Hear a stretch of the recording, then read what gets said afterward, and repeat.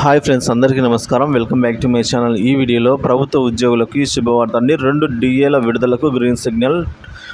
తెలంగాణ సర్కార్ line clear అండి. పూర్తి వివరాలు అయితే వీడియో ద్వారా తెలుసుకుందాము. వీడియోని ఎక్కడ స్కిప్ చేయకుండా ఎండ్ వరకు చూడండి, అప్పుడే పూర్తి ఇన్ఫర్మేషన్ అర్థమవుతుంది. వీడియోకి ఒక లైక్ చేయండి ఫ్రెండ్స్.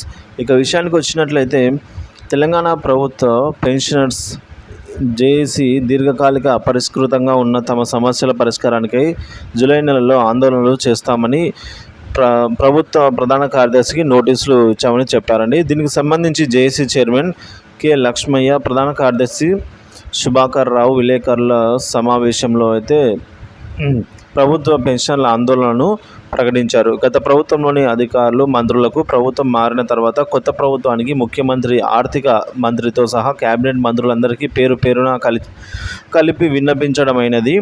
ప్రభుత్వ పెన్షనర్లకు దీర్ఘకాలిక పెండింగ్లో ఉన్న సమస్యల పరిష్కారానికి 4 విడతలుగా కరువు భత్య విడుదల, ఈహెచ్ఎస్ కార్డుల అమలు, అలాగే పీఆర్సీలో ఫిట్మెంట్ పెంపు తదితర ముఖ్యమైన కొన్ని సమస్యలు పరిష్కరించాలని తాము ఎన్నికల ముందు ఇచ్చిన హామీని నిలబెట్టుకోవాలని అన్నారండి.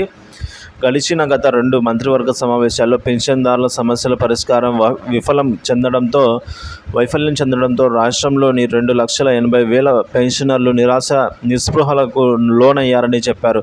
తప్పనిసరి పరిస్థితుల్లో మరో గత్యంతరం లేక ఆందోళనకు దిగవలసి వస్తుందని, దీనికి సంబంధించి జూలై 15న అన్ని జిల్లా కేంద్రాల్లో పెన్షన్దారులు సమావేశాలు నిర్వహించి ప్రదర్శనకు దిగి జిల్లా కలెక్టర్ల మెమొరాండం అందజేస్తామని, ఇంకా సమస్యలు పరిష్కరించకుంటే జూలై 30న ఇందిరా పార్క్ వద్ద వేలాది మంది పెన్షన్దారులతో కలిసి మౌన దీక్ష చేస్తామని, ఇంకా సమస్యలు పరిష్కరించకుంటే తదుపరి ఆందోళన కార్యక్రమం చేపడతామని చెప్పారు. ఈ విలేకరుల సమావేశంలో అధ్యక్షుడు, ప్రధాన కార్యదర్శితో పాటు సహాధ్యక్షుడు సూర్యనారాయణ, కృష్ణమూర్తి, భరత్ రెడ్డి, రాజేంద్రబాబు, ఉపాధ్యాయుడు జ్ఞానేశ్వర్, తులసినారాయణ, నరసింగరావు, కార్యదర్శి మహమ్మద్ అబ్దుల్ కరీం, అలాగే పుల్లయ్య, శ్రీమతి అరుణ, ఇతర జేఏసీలు పాల్గొన్నారు. సభ్య సంఘాల